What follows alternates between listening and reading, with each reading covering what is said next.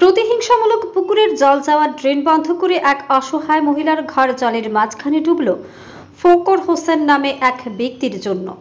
ঘটনা সোনামুড়া রাঙ্গামাটিয়া এলাকায়, চারদিকে জল আর জল, আর মাঝখানে একটি বসতঘর জলের তলায়। ঘটনার বিবরণে জানা যায় যে রাঙ্গামাটিয়া গ্রাম পঞ্চায়েতের ৪ নং ওয়ার্ড এলাকায় জ্যোৎস্না বেগম সরকারি ঘর পেয়ে বসত ঘরটি তৈরি করেছেন, আর তার এই বসত ঘরের পেছনেই রয়েছে একটি বিরাট পুকুর।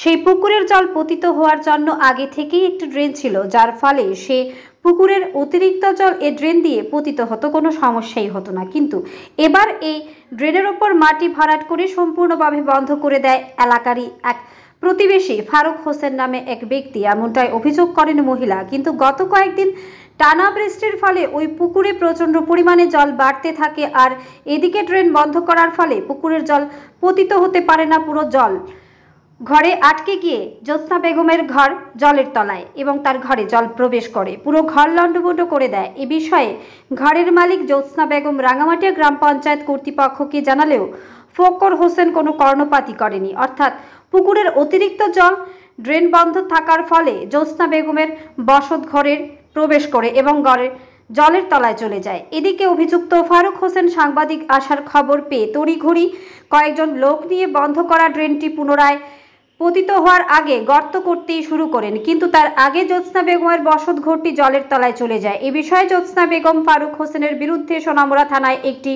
মামলা করবেন বলে জানান। এভাবে প্রতিহিংসামূলক পুকুরের জল পতিত হওয়ায় ড্রেন বন্ধ করে জ্যোৎস্না বেগমের যে ক্ষতি করেছে ফারুক হোসেন, এখন পুরো এলাকা জুড়ে তার ওপরই মানুষ ছিছি করছে। তবে যতটুকু জানা গেছে, ফারুক হোসেন কয়েক বছর আগে বাংলাদেশ থেকে এসেছেন। ব্যুরো রিপোর্ট, আরি, ধর্মনগর। আমার নাম জ্যোৎস্না। আপনার ঘরে জল কেন? জল আমার ঘর মনে করেন আমি সরকারি ঘর পাইছি দে আজ 1 বছর হইব, আমি ঘরটা অনেক কমপ্লিট করি আসছি না। এরপরে মনে করেন দুনুগুল দিয়া ডেইন আছিল, তারপরে ইতান ফারুক মিয়া তার নাম, ডেইন টেন বান্ধ দিয়া লাগছে, আমার ঘর জল ঢুকছে।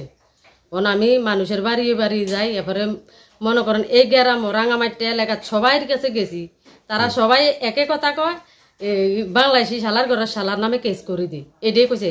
কিন্তু কেউ আই আমার আজ জেরাত কোন কেউ আই আমার বাড়িটা চাইছে না।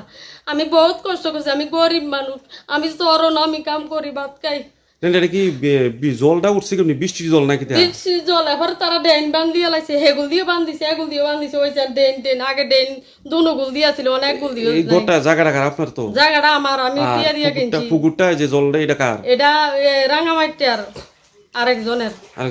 হ্যাঁ, তারা ড্রেন বদ্ধ করছে, ড্রেন খুলে নাকি? তারা ড্রেন খুলে নাকি এটা তারা জানে। তারা কয় আমরা বাড়ির পানি উঠক, এটা কয়ে তারা ড্রেন করছে। এবার তারা হেসুমকে কইছে এ লেভেল, তে কইছে এ লেভেলে রাখলে 4 ফোনকা এ লেভেল না, তে এবার হরে আবার উঁচা করে লাইছে, আমরা 5 জন জল ডুবে।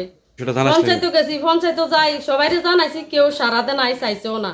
এবার পঞ্চায়েত অ্যাপ্লিকেশন লিখে জমা দিছি, দিয়ে জেরেস করাইছি, জেরেস কপিটা আমার কাছে আছে, আর পঞ্চায়েত যে কাগজটা দিচ্ছে এটা রয়েছে, কেউ আইজ অব্দি চাইছে না। আচ্ছা আচ্ছা, যারা মনে করেন ড্রেনের যে জায়গাটা বদ্ধ করছে, এরা কারা?